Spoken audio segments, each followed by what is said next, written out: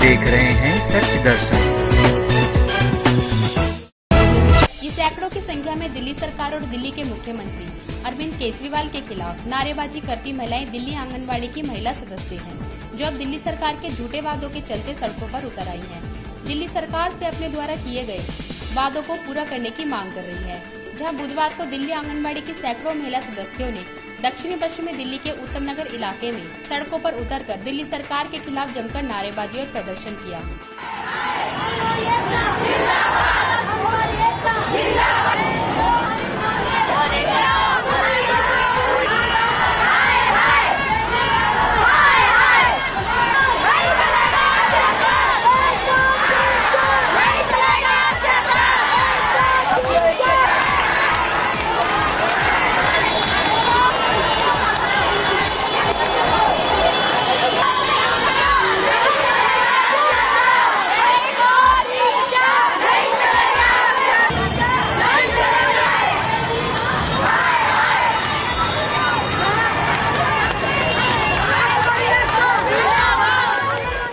जहां आंगनबाड़ी की सैकड़ों महिला सदस्यों का आरोप है कि दिल्ली सरकार ने इलेक्शन से पहले उनसे झूठे वादे किए और दिल्ली सरकार ने उनकी सैलरी बढ़ाने, उनको कर्मचारियों का दर्जा देने और पुराने वर्करों को वापस काम पर लेने जैसे कई वादे किए थे।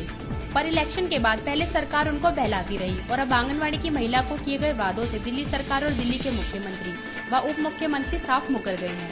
ऐसे में आंगनबाड़ी की सैकड़ों महिला सदस्यों की मांग है कि सरकार द्वारा सैलरी बढ़ाने, छुट्टियां देने और पुराने वर्करों को दोबारा काम पर वापस लेने जैसे कई मांगों पर दिल्ली सरकार ने जो वादा किया था उसे पूरा करे, वरना आंगनबाड़ी की सैकड़ों महिला सदस्य दिल्ली सरकार के खिलाफ मोर्चा खोलेंगी और आने वाले 2 दिनों तक सभी कामकाज ठप रखेंगी। वहीं महिलाओं का ये भी कहना है कि अगर दिल्ली सरकार नहीं मानी तो आने वाली 30 तारीख को दिल्ली की हजारों आंगनबाड़ी महिला सदस्य दिल्ली सचिवालय का घेराव करेंगी। प्रदर्शन इसलिए हो रहा है, जो हमारी मांगे रखी गई है, हम इतने साल से जो काम कर रहे हैं, हमसे जो मानदेय हमने मांगा है वो हमारी अभी डिमांड कोई पूरी नहीं की गई है।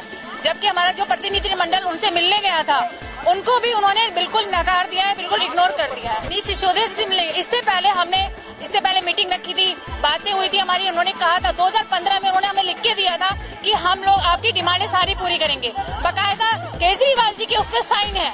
लेकिन जब प्रतिनिधिमंडल ने ये बात सिसोदिया जी के सामने रखी तो उन्होंने मंडल से मना कर दिया और कहा कि आप नौटंकी करते हो, आप सीधा अपनी आंगनबाड़ी में जाकर बैठो, जितना आपको मिल रहा है वही आपके लिए बहुत है, चुपचाप काम करो, आपको बोलने की मतलब नहीं है।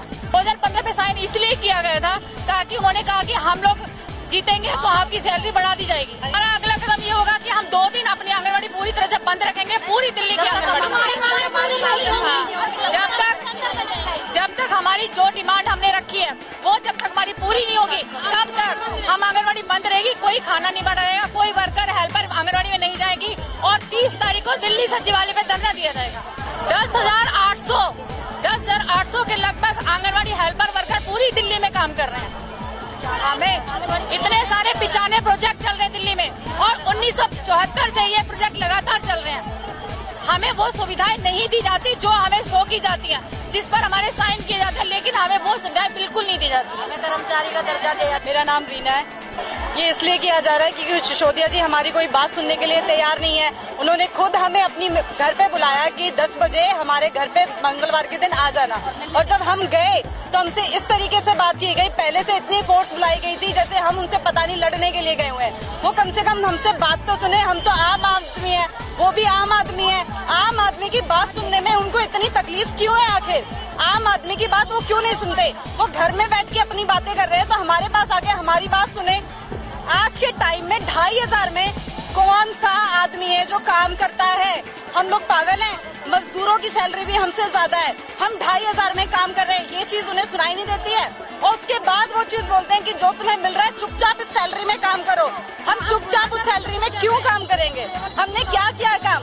जो स्कूलों में काम कर रहे हैं उनको भी इससे ज्यादा सैलरी मिल रही है। हम इतने ज्यादा हो गए, ना छुट्टी है ना कुछ है, सुबह पहुंचो वहाँ 9 बजे, लेकिन सैलरी के नाम पे क्या है? 4 महीने से सैलरी का अता पता नहीं है। ये क्या तरीका है? सरकार हमसे है या हम सरकार के हैं? भारत मेरा नाम है और मैं Delhi state anganwadi worker helper union से हूँ, उसका बॉडी मेंबर। और जो है पूरी असल में ये बात है कि जो यहाँ के आंगनवाड़ी के हालात हैं, जो वर्कर को जो है 5,000 और हेल्पर को जो है 2,500 रुपये मानदेय मिलता है, और जो इनसे जो काम करवाए जाते हैं जो आधार कार्ड से लेके जो सर्वेक्षण का काम है या जनसंख्या गणना काम है और तमाम जितने जाए उसमें BLO जितने भी काम है वो काम करवाए जाते हैं, पर उसके अनुसार जो है उनको मानदेय नहीं मिलता। हम लोग बात करते हैं कि ये इनको मजदूरों की तरह काम करवाया जाए तो इनको मजदूर की श्रेणी में रखा जाए।